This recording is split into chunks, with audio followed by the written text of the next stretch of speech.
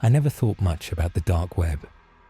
To me, it was just a spooky corner of the internet, filled with urban legends and exaggerated tales. But last month, my curiosity got the better of me, and I decided to explore. I had always been tech savvy, so accessing the dark web was easier than I expected. I found forums, marketplaces, and bizarre sites that looked like something straight out of a horror movie. But one night, I stumbled upon something that still haunts me. A chat room called The Abyss. The description was cryptic. Talk with those who truly see. Intrigued and a bit naive, I clicked the link and entered the chat.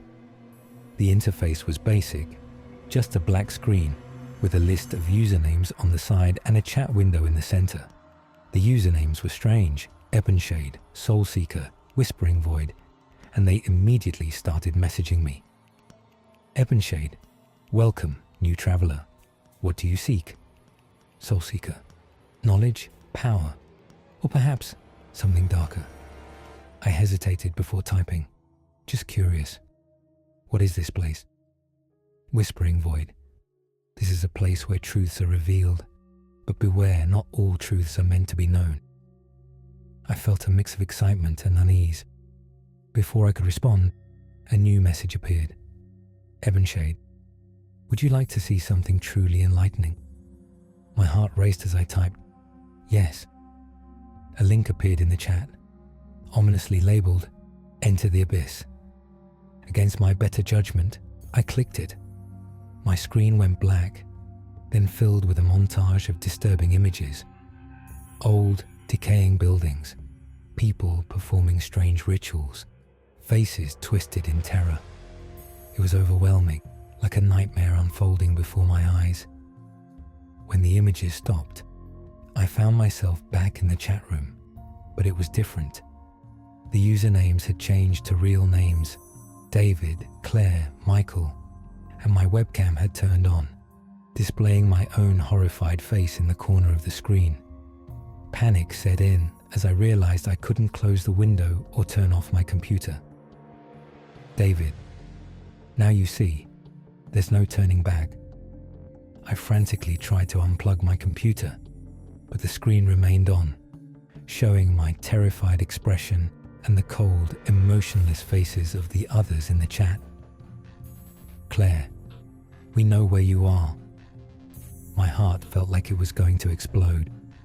I grabbed my phone to call for help, but it wouldn't turn on. Suddenly, my screen flickered, and a new video feed appeared. My own apartment, seen from a perspective I didn't recognize. It was as if someone was inside watching me. Michael: you invited us in. Now we are everywhere. In a frenzy, I ran to my front door and threw it open, only to be met with the empty hallway of my apartment building. No one was there. I checked every room, every closet, but I was alone. When I returned to my computer, the chat room was gone. My screen was back to my desktop, as if nothing had happened. But I knew better. My phone buzzed, and I saw a notification for a new email from an unknown sender. Subject: welcome to the Abyss Body. We are always watching. I haven't been the same since that night. I moved to a new city, changed my name, even got a new job. But the feeling of being watched never leaves me. Sometimes, I'll catch a glimpse of a shadow in the corner of my eye, or hear a whisper when I'm alone. One night, about a week after I moved, I woke up to the sound of my computer booting up. I had left it off, but there it was, the screen glowing in the darkness. The chat room was back, but now the names were different. John, Emily, Sarah, all people I had known in my life, all who had passed away. John: why did you leave us? Emily: you can never escape. Sarah: we are part of you now. I unplugged the computer, but the screen stayed on, showing their faces, twisted in agony and anger. I screamed and threw the computer out of my window, watching it shatter on the pavement below. The screen finally went dark, but the terror remained. I replaced my computer, thinking it would end the nightmare. But then, the text started. Unknown numbers, always the same message. We are watching. I don't know how much longer I can keep this up. I see them everywhere now, in reflections, in crowds, in my dreams. If you ever find a chat room on the dark web called The Abyss, don't enter it. Some doors, once opened, can never be closed. One evening, as I was walking home from work, I felt someone watching me. I turned around, but no one was there. Quickening my pace, I hurried to my apartment. When I entered, my phone buzzed. Another unknown number. Text. We are here. The lights flickered and the temperature dropped. My breath came out in visible puffs.